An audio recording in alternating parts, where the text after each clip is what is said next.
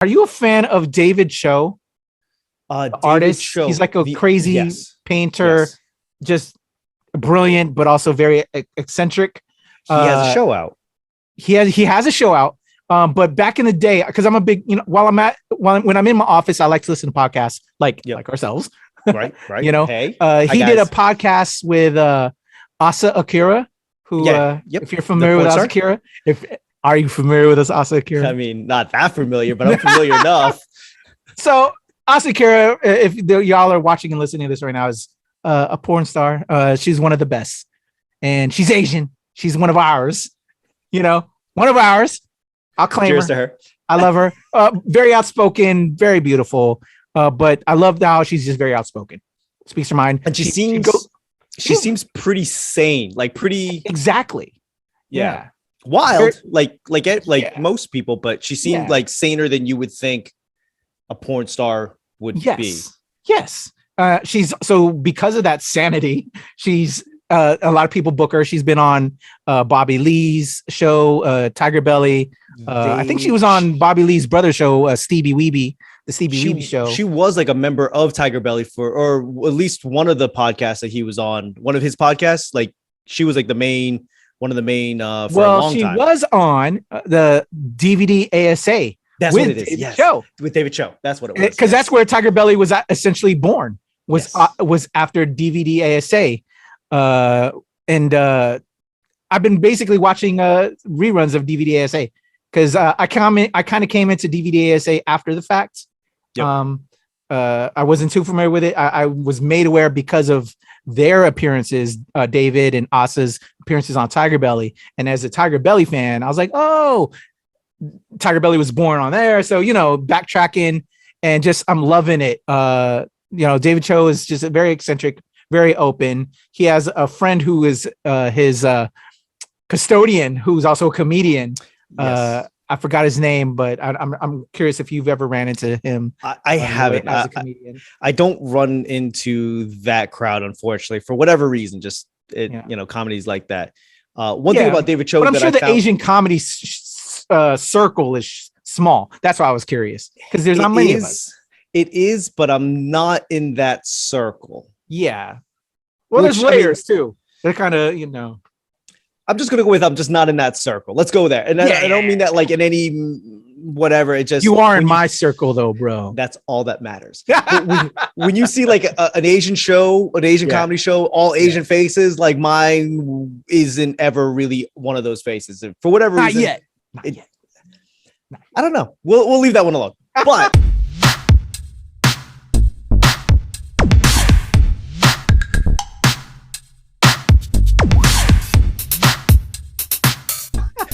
did you ever hear that story about like their Facebook at the beginning days? They hired somebody to paint a mural in the office, and instead of paying him cash, they paid him in stocks, and he's like became a millionaire. You ever hear that story? Yes, that sounds familiar.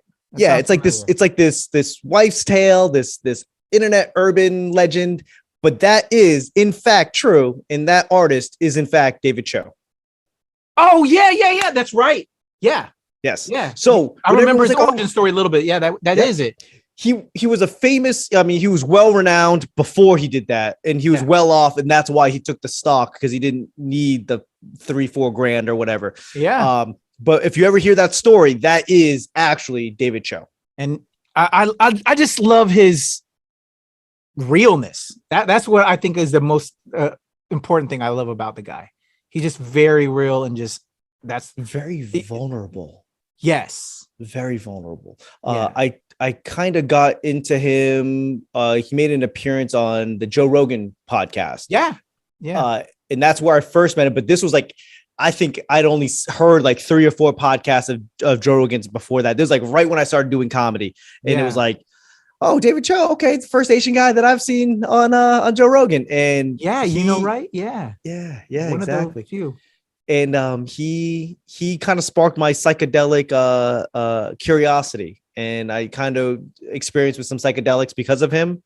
Yeah. And I think I'm a better person for it. Yeah. Hell yeah. Same. I love that. You know what I'm saying? Because we don't see that with amongst us as Asians, can you think of guys like him really that are Asian that do what he does and just is so open and real? There's so many layers or lanes. Let's go lanes that Yeah. he is such groundbreaking in my eyes in Yeah. the artist side. Like he's so abstract, so I don't say out there because that's really derogatory. He's just on a different plane of Yeah. creativity. Yeah. Amazing to see an Asian face do that. And then Hell the yeah. psychedelics, you go, Yeah. oh, wow. And Yeah. then just his open in his open willingness to talk, his vulnerability is like so refreshing. So on these so many different lanes, I was like, I need to know more about this guy. Yeah. Yeah. That's what I love about him, man. And what I don't know how I just got upon listening to old episodes of DVD ASA, but I get a kind of a like an in-house thing with me because, I'm in an office with a lot of, government people. I'm not going to give away what I do. Let's go with a lot of office people. He's in a room full of office people. Here I am with all these office people and in my own office. And when they come but I have my headphones on because you can't exactly have that blasting out your speakers, that certain podcast, because of the nature of their show. But I get a kick out of listening to what I'm listening. Here they are. Here's everybody going about their lives, doing what they do. And I'm hearing about dick, penis, cock, vag, double anal, just the crazy wild shit that they talk about. And I fucking love it. And it makes me so amused and it just makes me happy. It gets me through with my day. And yeah, it's just such a fun show. You're not on your company Wi-Fi, are you? You're on your regular, you're on your cell phone Wi-Fi, right? If you can bring a cell phone into my workplace. No, I'm on the company shit.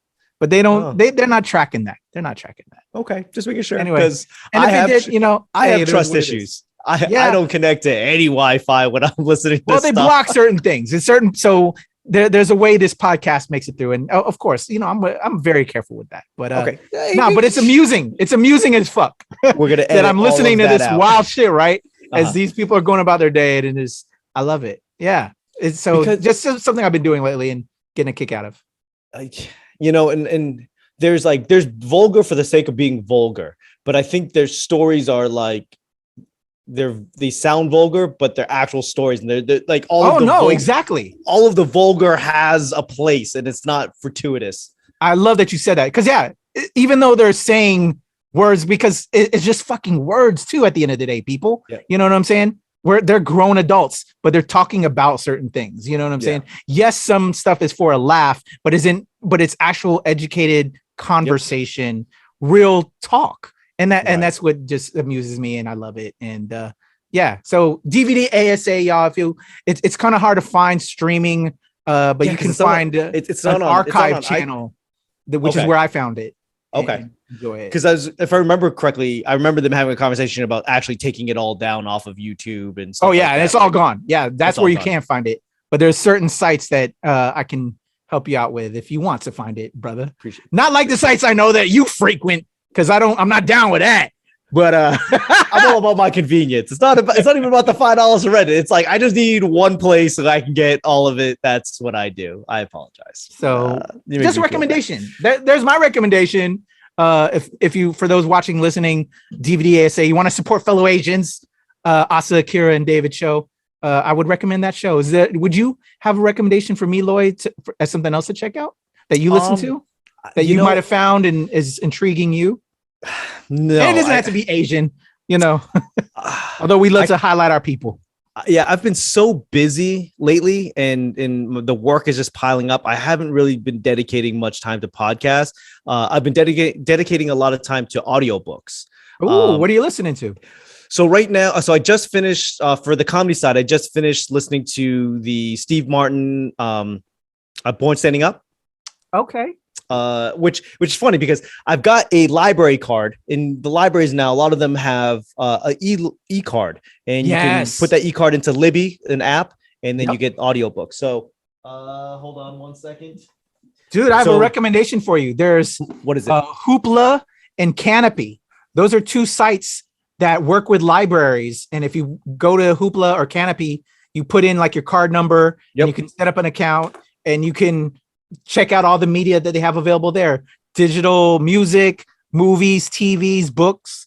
It's super dope. I love that libraries have this now online component with their library cards that you can just check out this great content. This actually, that is how I checked out A Tale of Two Sisters that we're going to talk about in a little bit. It was on the Canopy app. Dope. I found it streaming on the Canopy app after I put in my library card information.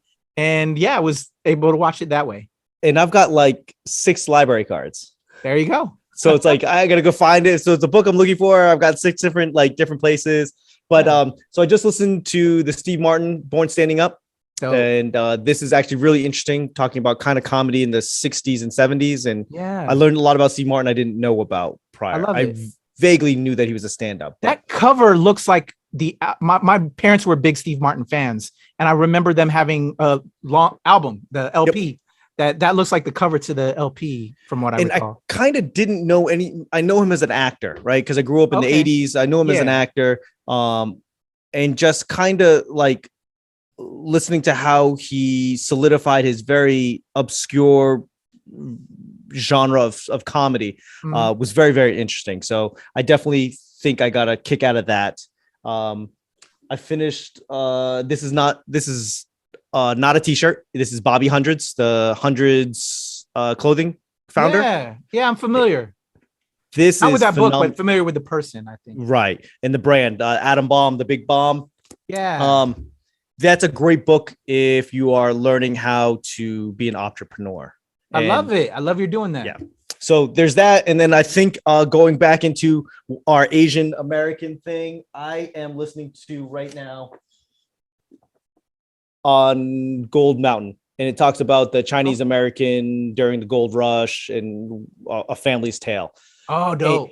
And you're saying, why do you have the books and listen to the audiobooks? Because I'm a knucklehead. I can't read. I've owned this for years and I haven't picked it up. That.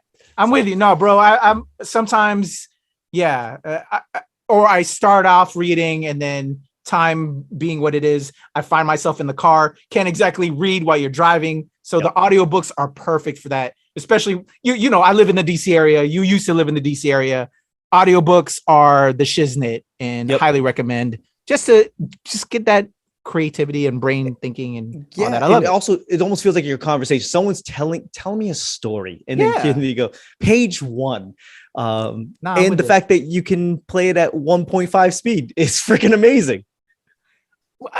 You know what? It's funny bringing that up. Glenn was telling me that he does that too, where he like speeds things up a little bit. I've never done that, and that's weird to me. Like, how did you come across that? Why just to move things along further? I don't get it. Yeah, so I have this problem with my wife. Yeah, it's me. It's actually not my wife. It's me. If she talks too slow or she's telling too much detail, I'm like, just fucking tell me. Just tell me the fucking. Yeah. And I find myself doing that with audiobooks, where it's like they're just talking too slow, and you go, I get it. I'll have to try that. Because I do find myself facing that, but I just never dawned on me, I guess, or occurred to me to speed it up to that effect, to that degree. Because I think it's because it wasn't natural, or I'd be afraid to miss something. But I can see, to your point, if they talk slow, that's why you speed it up. Mm-hmm. But so I'll, depending on the reader itself, like depending on the book, I will listen to it anywhere between 125 and 150 speed. So it's moving along. 125, it's like it's moving along. It's just kind of pushing the pace. And 150 is like if they're really slow, it feels almost a natural conversation. I feel that. I'm going to have to try that. I've always heard about people doing that. You being another person other than Glenn now that I've recently talked to that have done that. So I'm going to have to check that out, man. See what that's all about. So you can just easily do that. Where's that function on the, so like, is it on YouTube or are you streaming it? So I'm using Libby, and it's just one of the settings. It's just like the time. It just says if you want to speed it up or slow it down. Because if you can slow it down to like 0.5 or something, and it's a snail's pace. But with YouTube, it's in the setting. There's a little gear. You click on that, change the speed. You can speed it up and slow it down. Okay, there you go. For those who are listening and wanting to know now you know. I've always heard of it, so now I'm intrigued. I'll check that out. You'd be amazed at how fast you can listen to stuff while you're driving, because you're not interacting, you're just absorbing the information. Exactly. And it's not like, oh, what did he say, so I can respond. You're just taking in the information. So yeah. Huh. Yeah. Get with the times, Grandpa. I know, right? Dude, you ready to talk about the film that we're supposed to talk about last week, but now we're doing it now? It's going to drop this week. A Tale of Two Sisters. Yeah, I mean, I guess I'm ready. I wasn't ready. First of all, I'm not a big horror guy, and I think this plays the line of suspense. What do you call it? Psychological thriller. Yeah, and it had a nice M. Night Shyamalan twist. It did. So, do you have the synopsis, or do I got to look that up? I have it up. I can read the synopsis for everybody. But I will say though, when I suggested this, it was because it was suggested to me. I heard it was they said it was a classic. I forgot what film that I said that I saw that they recommended to me. So it was out of nowhere. I didn't know what we were getting into, brother. So I apologize. But having seen it, I'm not upset. You know, I'm saying, okay, interesting. I was actually thrown off at the beginning too when it started up. I wasn't quite sure what I was watching, and then I was like, oh, I'm not. I've seen worse. Not that this film was bad. It was a rather decent movie, to be honest. But yeah. But let me go ahead. Let me give you the basic plot. Let me find a good one. This one that I just saw seems a little long. Here we go. A Tale of Two Sisters is a 2003 South Korean psychological horror drama film written and directed by Kim Ji-woon. After being institutionalized in a mental hospital, Korean teen Soo-mi, played by Yum Jung-ah, reunites with her beloved sister Soo-yoon, played by Im Soo-jung, and they return to live at their country home. The girl's widower father, Moon Gun-young, has remarried, and the siblings are immediately resentful of his new wife, Eun-ju, played by Kim Kap-soo. As Soo-mi and Soo-yoon try to resume their regular lives, strange events plague the house, leading to surprising revelations and a shocking conclusion. This was released in December 17 of 2004. And yeah, as I stated earlier in this conversation, I found that it was streaming on Canopy. When I did a Google search, you can also rent it. If you have a premium subscription to AMC, you can watch it on Amazon Prime Video. But when I did an even deeper dive of search to find this film, because I was thinking, because I didn't want to subscribe to AMC, didn't want to. So then I thought, okay, maybe I'll buy it, but I couldn't find it available for purchase. When I did I don't know how I did the search, but it came up that it was available on the Canopy app, which is again a website like you were saying earlier with like Libby. There's also Hoopla, and if you just put in your library card information, you can check out the film. And so I highly recommend Canopy or Hoopla. I will say that at least in my experiences with like Libby, it's based on your library card. So depending on where you have your library card, like I've got one in DC, and what's available in DC is different than the card that I have in LA. So interesting. Yes, that's why I have 6 different cards, because if it's not there, then let me go look at my Boston app, my Boston library card. Or let me go look at my Maryland, Montgomery County card. So it could be available. Just double check, people. Okay, yeah, that makes sense. Yeah, I will say it's 2004, and I kind of didn't even look at that until maybe 10 minutes in. I was like, what year was this made? And because it was a little slower, but I love kind of like the first Alien movie. Everything was kind of low. All the effects were really lo-fi, were really organic. Like, it wasn't CGI. It wasn't like anything too complicated, too complex. Yeah. And I there was an appreciation that I had for that. Same. And like the camera work, like they didn't rely, you just said it. I agree with that. But you could see how they try to play around with the camera because they didn't want to do a lot of, I guess, additional effects, and that would cost money. So they just played around with how they shot it. And I think it really gives you a feeling. There's certain aspects of it are kind of dated in a way, because I think we've seen so much since 2004 now, but I would assume that this was probably groundbreaking at that time, which made it such a recommended film when it got recommended to me to check it out. So I will say, spoiler alert, from here on out. Spoilers. Okay. Yeah, because this is heavy on spoilers with this particular. So if you haven't seen it or you plan on seeing now. it, yeah, spoiler, you've been Pause warned. this. I will say that right off the bat, like once I realized like, oh, this is kind of like a horror thriller or something or other, I was like, right off the bat, my brain started thinking and I was like, oh, the simple sister's not there. I knew right off the bat. You figured it out. I did too. Like it was, I'm trying to figure out the moment I figured it out, but I figured it out that one of them wasn't alive. They were so different. They were so different. And she was so simple. Yet the other one was like so kind of sophisticated, well put together. I was like, oh, they weren't raised together. And then my brain was like, oh, that fucking idiot. She's not there. Yeah. But like, so at this point, when they revealed it, I was like, yeah, fucking nailed it. I nailed it an hour and a half ago. Same. I think it was when she was going into the forest by herself, the not so quiet one, you know, because but then I was confused at the beginning. Okay, we'll get into that. But I think the moment I realized it was when she was walking into the forest, and then why the sister didn't come, and then I was like, oh, hold up, that's probably. I mean, what solidified it was there was a one interaction where it was her and her sister on the porch looking at the bird. You know, they're like, oh, that too, yeah. Like, you know, that was weird. And then the dad comes, and then just the way that they set up the shot, was like, so you have the two sisters, the one that's not actually there, and then the sister, and then they literally cut the frame to where it's just the sister. They cut out the sister that wasn't there. Yeah, and it's like the dad's talking to just this one sister. Yeah, I was like, oh, yeah. And he didn't direct anything to her because I think the remark he made also a remark. But he only remarked it specifically to her when, if you were talking, if it was, you know, for me as a father, I would have directed it to both children. You wouldn't have just directed it to the one because of I think the nature of the question or statement that he had made.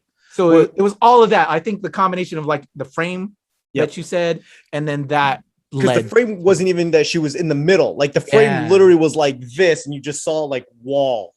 Yeah.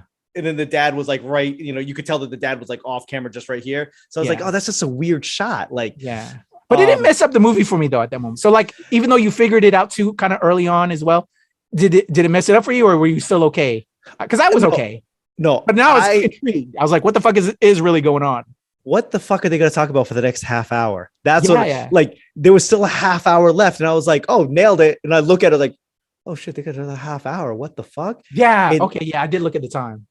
And then of course the big spoiler is that the sister is actually pretending to be both her dead sister and the stepmom.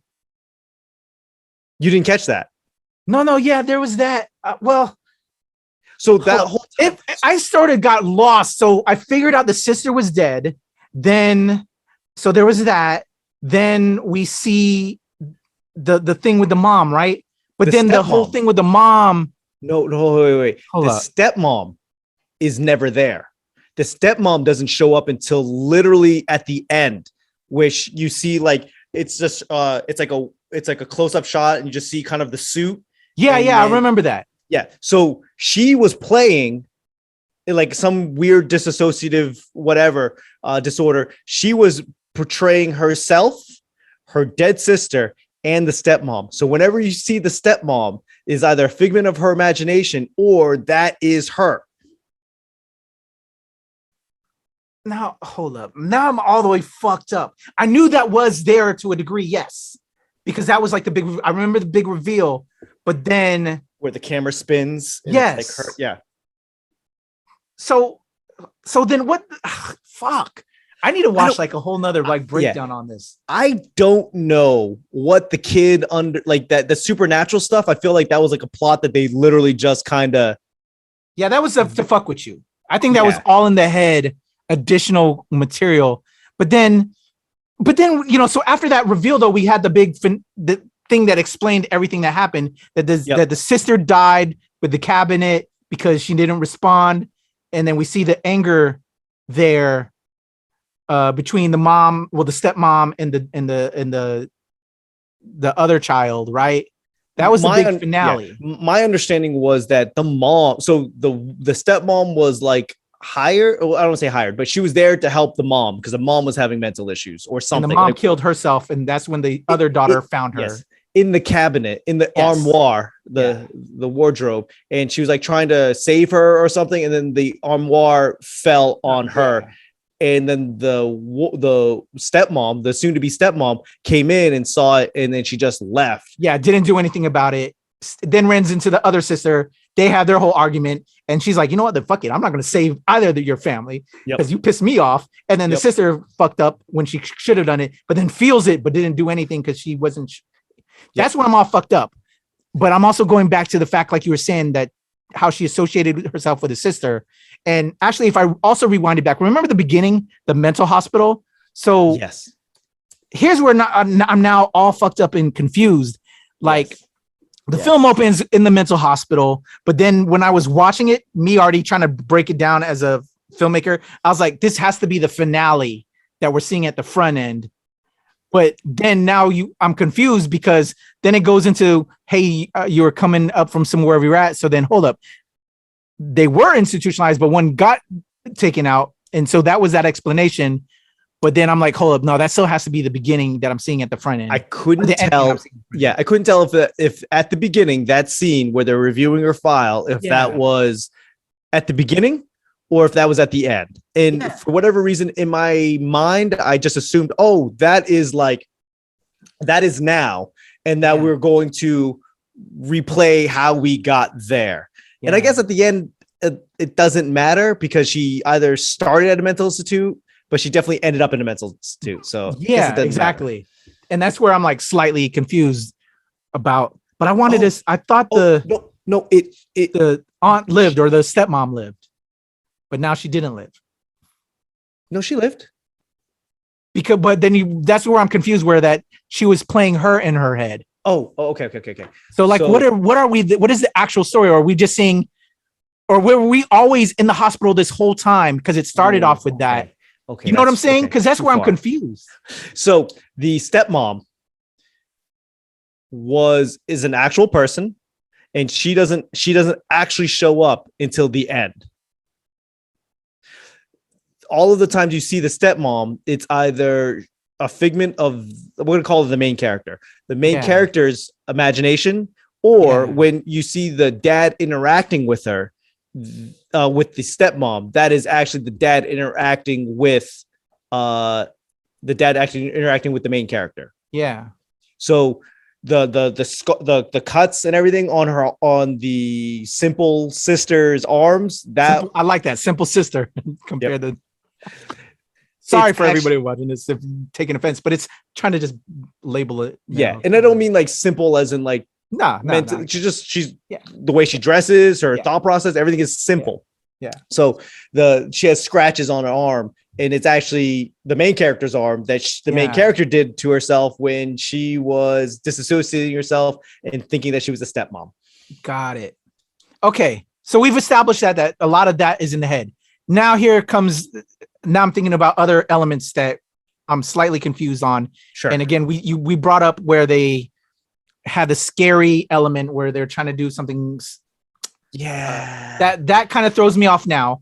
And then also the scene where the dad has friends come up to visit for dinner. That whole convulsing scene. I'm additionally thrown off there. What the fuck was that then?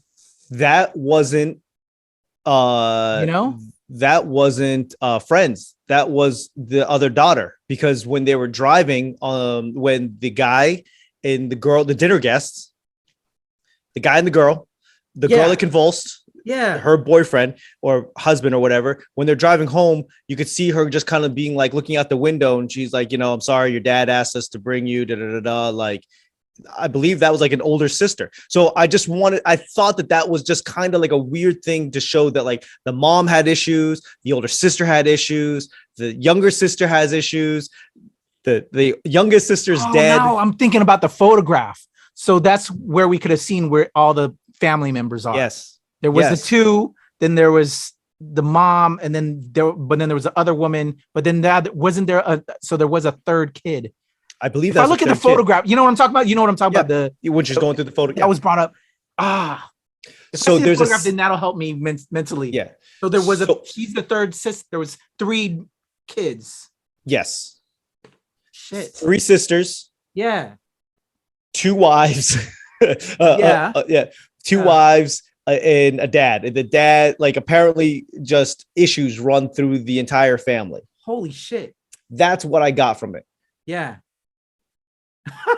Okay. And you know, I feel like, and this is the problem that I have specifically with Korean movies. Yeah. Is that Korean. there's like, Yeah.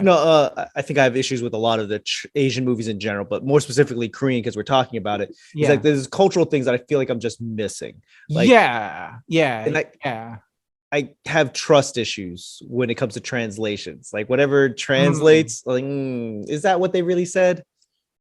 Yeah. Well, I would have trust issues if it was an American translating a Korean concept. But if it's them doing their own material, I need my Korean brothers and sisters to break it down for me, because obviously I'm missing some shit. Or I feel like I'm missing some shit.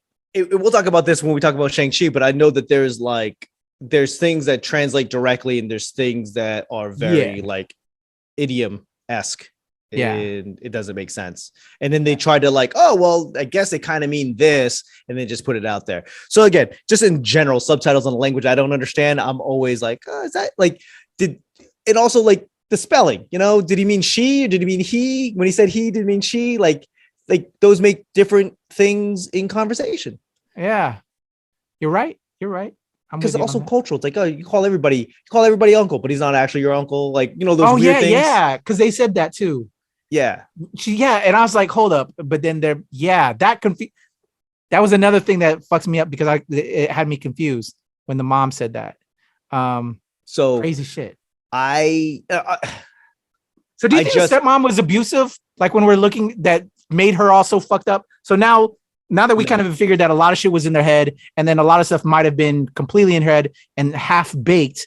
But then do you think at the end when we saw, do you think that was a real scenario that we finally got the real deal of why she's so crazy?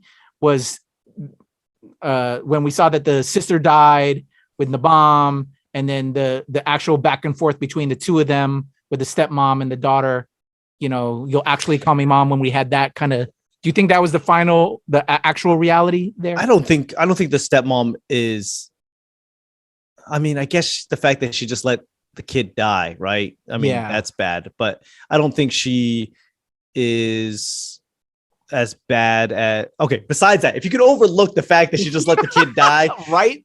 Like, I don't think she was as abusive as the girl thought made up. You know, I think that killing the body, burying it, and having it in the bag and shit. Yeah. All the other stuff that was part of that crazy scenario. Because before she even knew that the mom was dead and the sister was dying in the wardrobe, like she was already kind of a cunt to the stepmom, the soon to be stepmom. She's like, I know what you're doing. Always a cunt, really. Always a cunt from the beginning. Well, no, not like that. Always a cut. I get, no, you're right though, because in the interaction, there's an interaction in the stairway, and she was like, I know what you're trying to do. You're trying to be my mom. You're gonna be my mom. Blah blah blah. And she's like, don't go in there. Yo, yeah, it was a surreal film. It was a surreal film. I don't love it. I don't hate it. It was interesting, I have to say. I like what they did with what they had. Yeah. And I don't mean that to be mean. I don't mean to be like insulting whatsoever. I just like, it was low budget in a good way. They told a story. Yeah. And again, I think I'm missing the cultural stuff as far as like the supernatural. Are they saying that like the house is haunted? That's why all of the bad shit has happened there. Yeah. I missed something, and I just don't know if it's like poor writing, poor editing, but the product was solid. Yeah. I'm with you. It's a lot better than some recent films I've watched. So yeah. Yeah. Ones that I actually were sent from studios. But anyway, you're not watching this. Yikes. So no, I will say, for if you are in the thriller, psychological thriller, because it's not Highly like recommend then. Yeah. Yeah. If they're into that shit, that's this film. Totally. Yeah. If you are into subtitles, if you're into that genre, I recommend it. If you're whatever, it's not horror, it's not really suspense, it's more of a psychological thriller. That's my thumbs up. There you go. Yeah, I'm with you. I will echo that. And yeah, man, we're gonna start disagreeing we with checked stuff. this one out. We're gonna start disagreeing about something because it's we just agree with each other. Yeah, I agree. Right. So I think for the next episode, everybody, after you check this one out, we're actually going to record that episode shortly. But check for our take on the Shang-Chi and the Legend of the Ten Rings. But this one was fun. Speaking about disagreeing, here we go. We'll see. We'll see about that one. Yeah, we'll see if that happens on that one. But also, you know what? I also want to let you know, because we're going to do Shang-Chi, and I think there's a couple on our plate. But we actually had a comment on our Sin City video. I don't know if you saw it, brother. No, I didn't. But we had a recommendation. Okay. It's called Holy Mountain, and it was written and directed by Alejandro Jodorowsky. And if you're familiar with that name, he's the dude behind Dune. Okay. And there's a new Dune coming up soon. But apparently, is he responsible for the new Dune or the old Dune? Both. Well, he did the original Dune. I don't know if he's involved with the making of this new Dune, but he wrote the original Dune. And okay. Sorry, I'm thinking director. Gotcha. They're taking from that. But Alejandro Jodorowsky, I think he's the writer-director. I don't know if he's directing the new one. I think he is. I want to say he is involved with the new one.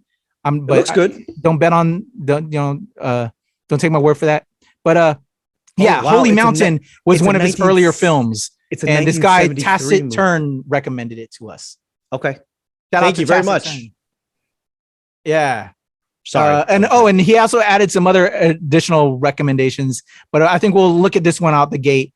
Because when I looked up the trailer, dude, fucking trippy. Actually, you know what? Let's do that right now. Let's do a trailer reaction. Let's add that. Yeah. To this. Let's merge the content. Let's add to this content. Let me set us up real quick. Holy Mountain, 1973. It's an old film. And it looks trippy as I don't know what. Let me get it queued up for us. Okay, while you do that, a quick Google search says a Mexican master leads a Christ figure and other disciples to a mountain of immortal wise men. All right. Yep. All right. I think I have this all queued up. Let me get sound, share sound. All right, brother. Let's check this out, dude. Here we go.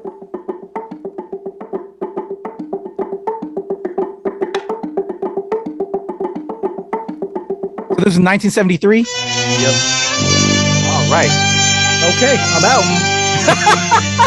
It's not a horror. It's not a horror.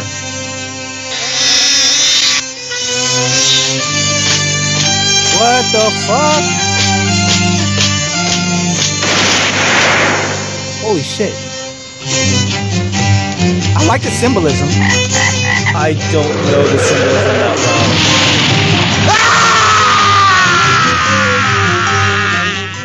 This Nothing is in your education or experience can have prepared you for this film. Alejandro Jodorowsky's The Holy Mountain.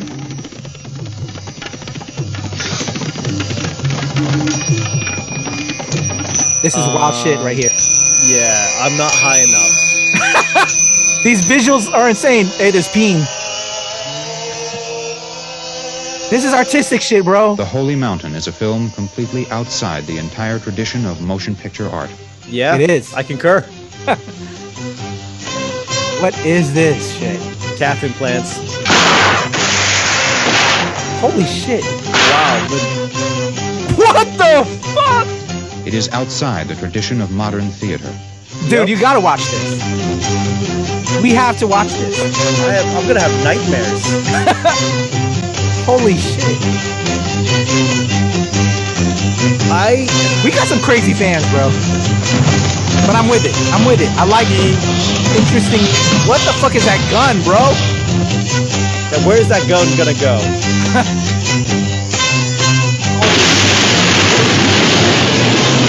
Talk about artistic, man. this is like Kubrick The on Holy Mountain crack. is a film outside Right, the I like that tradition of analogy. criticism and review. Oh, there we go. Burn all the Burning money. Corrupt system. Crazy shit right here. I can't imagine. Could you imagine if you got hired to cut this promo? And you're like, I what? know, right? He's got a dope hairline.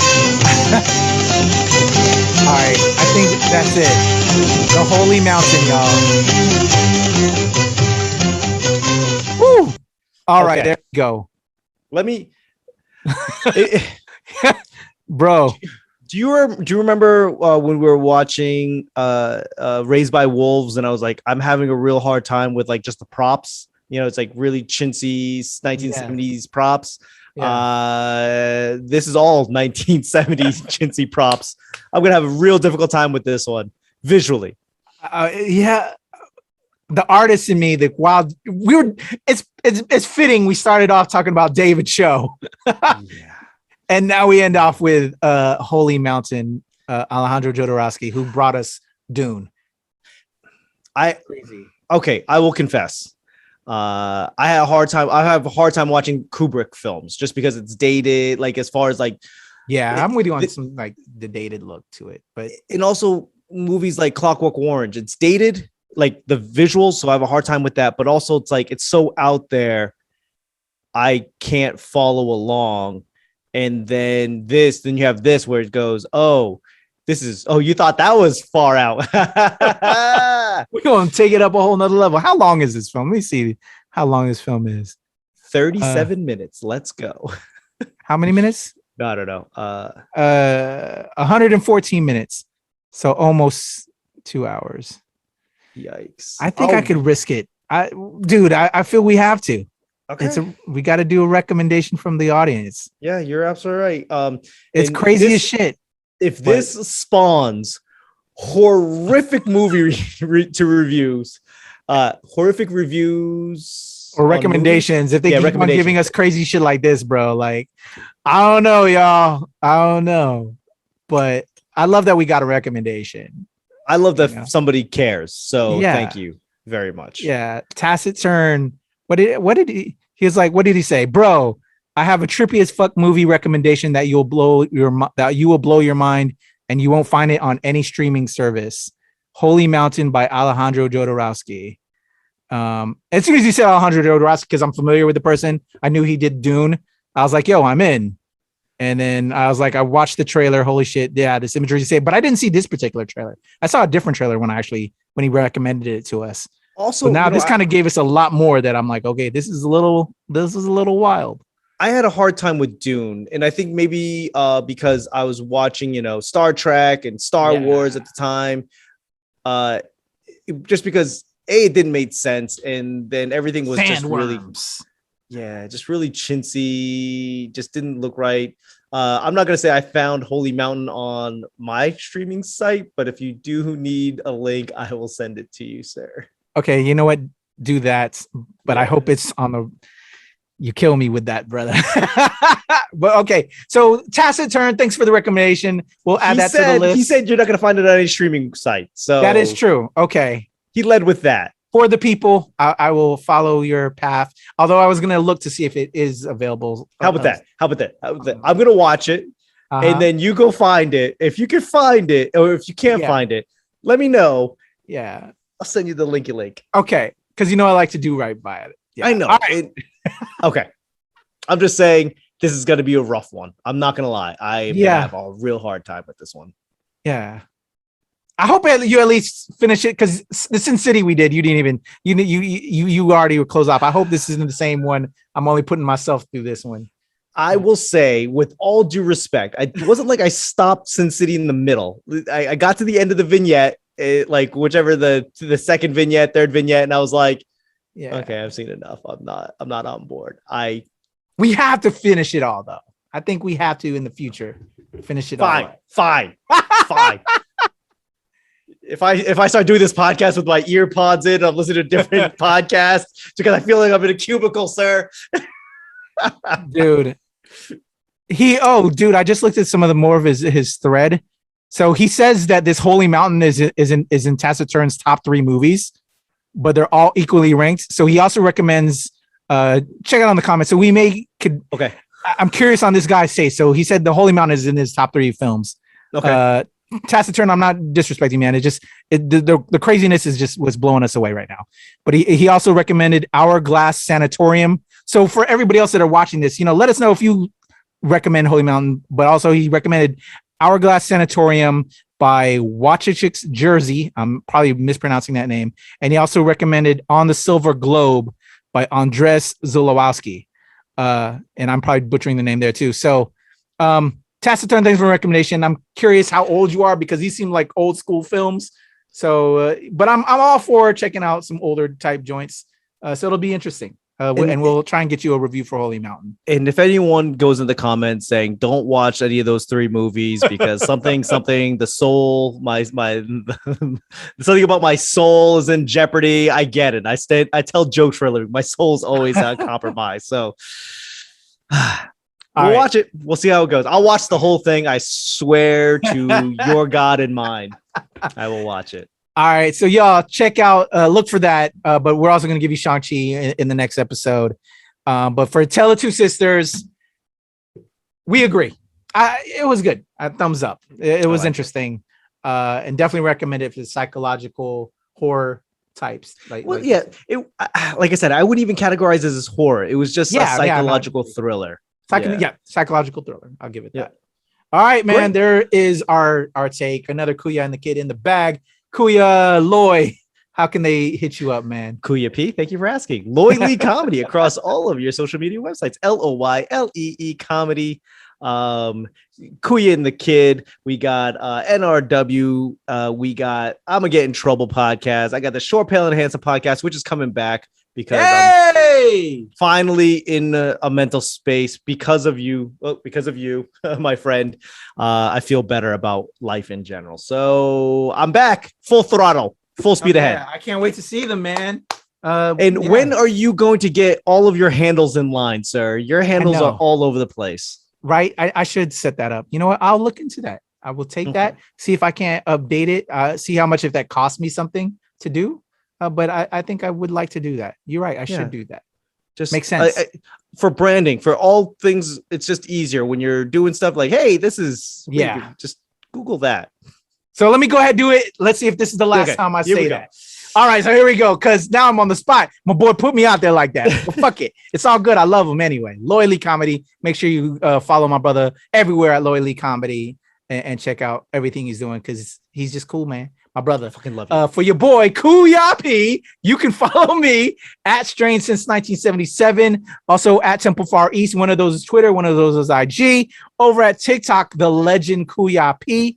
Over at the Nerds of Color, where we give you everything pop culture from a POC perspective.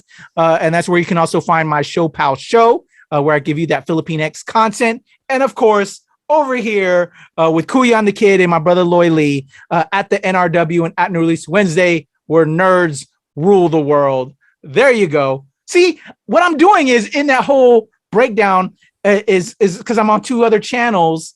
And then obviously Show Pal Show, which is my show over there. But I think, the Legend Kuya P, Temple Far East, Strange Since 1977, I can consolidate those 3, right? If you can. I mean, there's no point in starting another one and having your fan base move if you can't change it. But I think just generally, if you can, do it. Yeah, I'm going to look into that. Which of those should I do, though? Should I be Strange Since 1977? Should I be Temple Far East? Or should I be the Legend Kuya P?